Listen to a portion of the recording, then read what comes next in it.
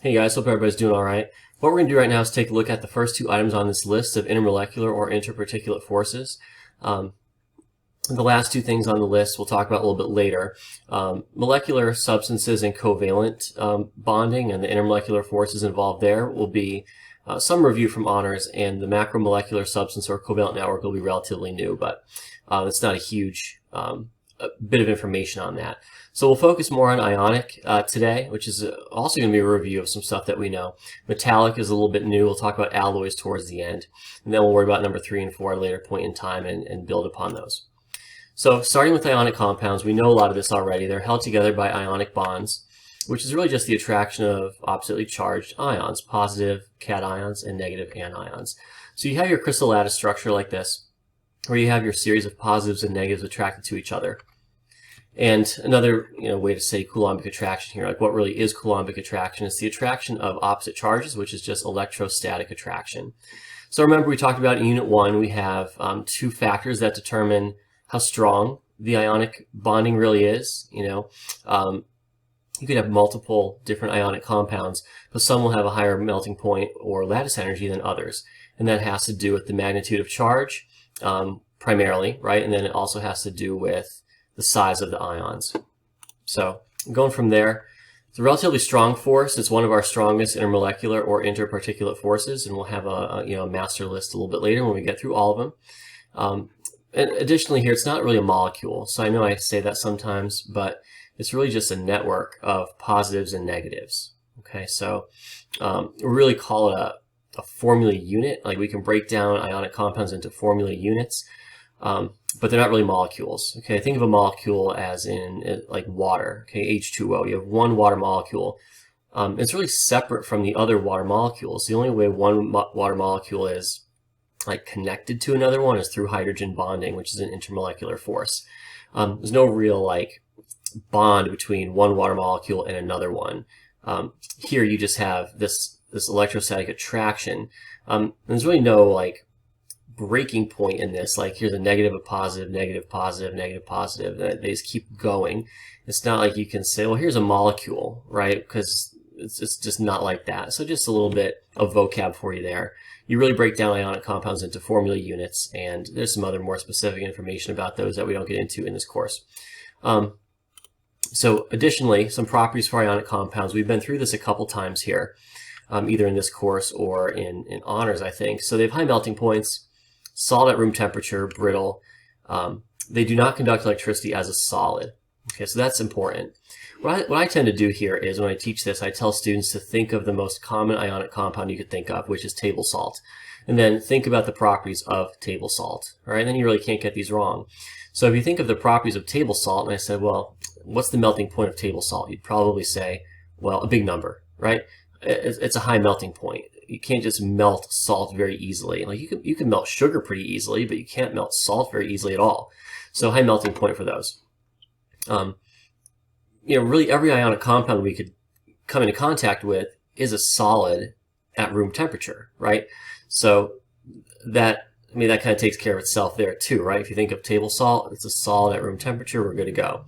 Brittle, you can crush it easily. We'll look at that. There's a little visual in one of the activities we do a little bit later on, where you can see how that actually works in terms of why is an ionic compound brittle. So when you whack it with a hammer or whatever, for a split second in time there, the positive ions will and negative ions, they shift, right? So instead of having positive, negative, and then lining up with each other, being attracted that way, you'll end up with two positive ions next to each other, two negative ions next to each other, and then the like charges repel and pull them away or push them away. Okay, so they're brittle. Like I said, don't conduct electricity as a solid, but they do conduct electricity when melted or when dissolved in solution. So I know I did a demo in honors where I had salt water with a little conductivity probe, and it conducted electricity very well. So students tend to remember that, and they'll think of salt water, and they'll say, yeah, that conducts electricity, no problem. They don't really think of if you actually have molten melted salt, will that conduct? And it will.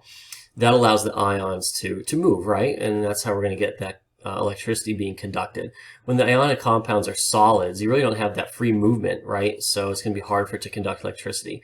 When it's melted or dissolved in solution, we have that. So obviously, because of that, they're soluble in water. Remember our solubility rule, like dissolves like, which we're going to try to stay away from in terms of how we explain solubility. We'll get to that later on in this unit. It all comes down to the force of attraction. So ions are extremely polar. We don't really call them polar. They're like megapolar. And water is also polar. And because you have some attraction between those molecules, the polar water is being attracted to the ultrapolar ions, right? It pulls them away from the crystal lattice, and you get those ions floating around in water, which makes your ionic compound solution. Salt water, whatever, any double replacement lab we've ever done has ionic compounds dissolved in water, and they're solutions, right? So those are some general properties that we probably knew about already. So moving on to metallic bonding, we want to focus on the valence electrons for this. So here I have just some random metal. So you have your nucleus here, that positive charge. Then you have all these electrons on the outside. Not all metals are, but a lot of metals are relatively big. A lot of them are, a big chunk of them is in that transition metal section where you have that D block. So the valence electrons are going to be important in terms of what they do and how they give metallic bonding the properties that it has. So metallic bonding obviously holds atoms together in a metal. So if I said what's the primary bonding in zinc, it's metallic bonding, or in copper, it's metallic bonding. And how I explain that is the metal atoms have a weak attraction for valence electrons. So a lot of the metals are bigger, right? So the valence electrons are a little bit further away from the nucleus. And they have a little bit of a weaker attraction. That's important because it allows them to kind of move around a little bit. So the loosely held electrons are free to move among the positive cores. So if you could try to picture some of these yellow electrons here, these negative charges, kind of bopping around to all the positive nuclei here. That's really what the electrons, those valence electrons, are doing in metallic bonding. And I have a little bit of a visual and a little video clip on the next slide, I think, to show you. But they're loosely shared. Okay, so this electron might bop over here, this one might bop here or there. So they're a little bit more of a free movement of electrons. And that gives metal some of their characteristic properties. Here's a better visual, right? And there's going to be a video clip in a second you'll watch. But you can see how the electrons are kind of bopping around all the different nuclei here. And it creates something called a sea of electrons. So I may have mentioned this in class earlier. This is important here. These are delocalized electrons. Localized means kind of in one place. Think of local, right? One place, kind of stay in that general area. Delocalized means they're more free to move around, and like I said, go to the different nuclei around here. So any sort of textbook or clip you watch will mention this delocalized electron movement as a sea of electrons. Okay, so you try to visualize that there. By sharing these electrons, the atoms form a bond that holds them all together. So that sea of electrons, that bopping around here to all the different nuclei, creates some relatively strong attraction between all of these atoms. And it's one of our stronger forces of attraction that we're going to look at in this unit. So we're going to watch a clip here real quick on metallic bonding, get a little bit of a better visual, and then we'll move on. The behavior of aluminum is governed by a different kind of force. Aluminum is a metal with an electron cloud of 13 electrons per atom. 3 of these electrons are available for bonding. You can think of each atom as a positive aluminum ion with 3 mobile valence electrons. Aluminum's properties are best explained by a model consisting of a crystalline array of positive ions engulfed in a sea of valence electrons. The particles in aluminum are atoms, but the forces that bind them together are forces of attraction between mobile electrons and fixed positive ions. Aluminum's 3 valence electrons per atom make these forces pretty strong. As energy is added to condensed aluminum, most of it is absorbed by increased ion vibration and electron motion. At room temperature, however, vibrations are not strong enough to break down the metal's crystal structure. This is why at room temperature, aluminum is a solid. In summary, the state in which a substance exists at room temperature depends upon the strength of the attraction between its particles. Can you use this principle to explain why almost all liquids and gases at room temperature are molecular substances? Okay, properties of metallic bonds. This is a review of honors. So we have, like I said, a relatively strong force, strong sense of attraction, fairly high melting point.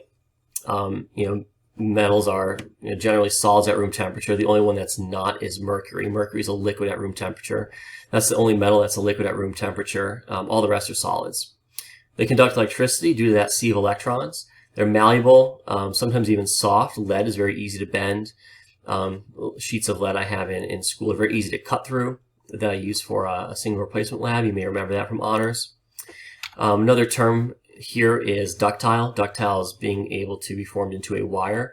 Malleable is hammered into a thin sheet or bendable. That's really about it. Oh, high luster. Okay, some other properties of metals. But if we're looking solely at the metallic bonding properties here, this is what we have. So moving on from metals, is something called an alloy. An alloy is a homogeneous mixture where at least one of the components is a metal. Most of the time it's two metals. You're going to recognize one of the alloys that I may talk about here because we used it in a lab earlier in the course.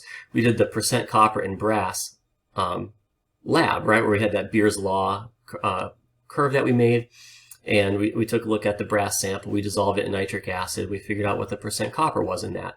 So that is an alloy. Brass is an alloy. And different alloys can give metals, like when you combine these metals to make alloys, they could enhance the properties. So if you take a metal that's relatively strong and you make an alloy with it, you might even be able to make it stronger. Or you might be able to make an alloy that's really, really lightweight but very strong. Okay, so alloys are very useful, and you probably recognize some of them. So you have some rims on obviously a car, tire, or wheel right here. So that's an example of an alloy. Some brass fittings. You might have brass doorknobs or hinges in your house. Stainless steel appliances. That's an alloy. All right, or silverware. Jewelry as well is some of the cheaper like costume jewelry could be in the alloy form. So it's a homogeneous mixture, and you have at least one metal. What we're going to do is look at some different types of alloys here in this little clip. And then we're going to do a little POGL activity on the two different types of alloys. Pretty straightforward, pretty easy stuff. But all alloys typically retain a sea of mobile electrons and also remain conductors of electricity. In some cases, the alloy formation alters the chemistry of the surface. And we'll talk about this a little bit actually in the unit 7 at the end of the course in electrochemistry. Some alloys form this oxide layer over the top of your metal, which is actually a protective coating or protective layer. So that's really cool too. So it actually protects the underlying surface from corrosion or just some natural wear and tear. Okay, let's check out this alloy clip and then we'll wrap it up. We see how different metals bond together to form alloys, which still retain the metallic properties of the starting metals, but are usually stronger. Metal atoms are typified by having only a few electrons in their outer shells. This means that even when they bond, there's always room in this valence shell for more electrons. Each metal atom can bond with up to 12 others in a close packed lattice. Look at the red atom. It is surrounded by 6 in its plane, and 3 on top and 3 underneath. Less compact crystal structures are possible too. For example, this arrangement where each atom is bonded to 8 others. Because there are still not enough electrons to complete the outer shell of any of the atoms, the electrons can move easily from one atom to another, making metals good conductors of both electricity and heat. And because the electrons are not localized in fixed bonds, the atoms can slide past each other, making them ductile, allowing the metal to change shape. It also means that when you try to react metals together, the atoms normally just mix into the lattice, forming metallic bonds with each other, and with no fixed proportions and randomly distributed. These structures are called alloys. Contrast this with compounds between metals and non-metals, or between non-metallic elements, where the proportions of each element is fixed. The oldest example of an alloy, perhaps, is the way bronze took over from copper in the early human communities of Europe around 6,000 years ago. During the late Stone Age, axes began to be made of pure copper, but they were fairly soft. When small amounts of tin were added to make bronze, you got an axe which was twice as hard and worked well. The Bronze Age had arrived. The atoms in a metal lattice are held by non-directional bonds, a sort of sea of loose electrons, as we said, allowing the atoms to slide past each other, still touching, making metals relatively easy to melt and bend, but hard to vaporize. When metals change shape, atoms actually slip over each other like this. However, this process does not happen all at once, but bit by bit, rather like trying to move a carpet by putting a ruck in it. Here is the way it happens in a metal. You see the slip moving easily one atom at a time where there's a dislocation in the lattice. It is this easy movement of atoms in the crystal lattice that makes most pure metals soft. Now put a smaller or bigger atom into the lattice, and this easy movement of the dislocation is blocked. See the way the bigger atom stabilizes the dislocation, which gets no further unless you put greater force, meaning that it's harder to bend the alloy. To finish, let's look at some well-known alloys. Bronze, 3/4 copper, 1/4 tin, for sculptures, boat hardware, screws and grill work.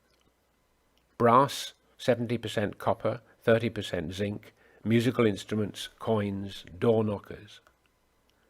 Carbon steel, 99% iron and up to 1% carbon for building construction, tools, car bodies, machinery, rails, etc. Stainless steel, iron with about 18% chromium and 8% nickel, used for tableware, cookware, surgical tools and so on. Aluminium alloys for planes contain a few percent of copper or other metals. Amalgam is mercury with silver and other metals once used for dental fillings.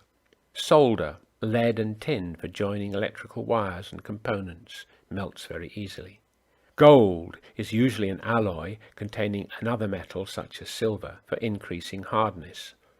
The number of carats, K, defines how many mass parts of pure gold are found in 24 parts of the alloy. Okay, so the two main types of alloys are going to be interstitial and substitutional. So this is a good graphic here of the difference between those. The difference between interstitial and substitutional has to do with the size of the metals making up the alloy. Okay, so you can already see in the picture here, you have the one on the left, you have two metal atoms that are relatively large, or I should say relatively the same size, that make up your alloy. And on the right, you have an alloy where you have larger metallic atoms or larger atoms, and you have some smaller ones, interspersed inside there. So a good little image here I have is these pictures of these jars of rocks. So the rocks on the left, those two jars on the left, could be an example of one type of alloy, right? I won't give it away, you're going to do that in a minute. One type of alloy where they're about the same size, and you have another picture over here where you have some rocks that are larger, and then you have some sand, which is really small, kind of filling in the gaps like you have in the picture above. So you'll determine which one's interstitial, which one's substitutional in the activity you guys do. You can probably tell maybe by the names already what what these two are, and then they both have different properties that go along with them. So before you go into that, you're going to complete the Your Turn questions at the bottom of your note page. You're going to type your answers into Edpuzzle.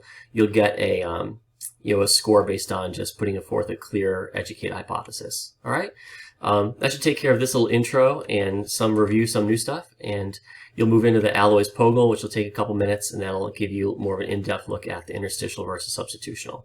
All right, thanks guys.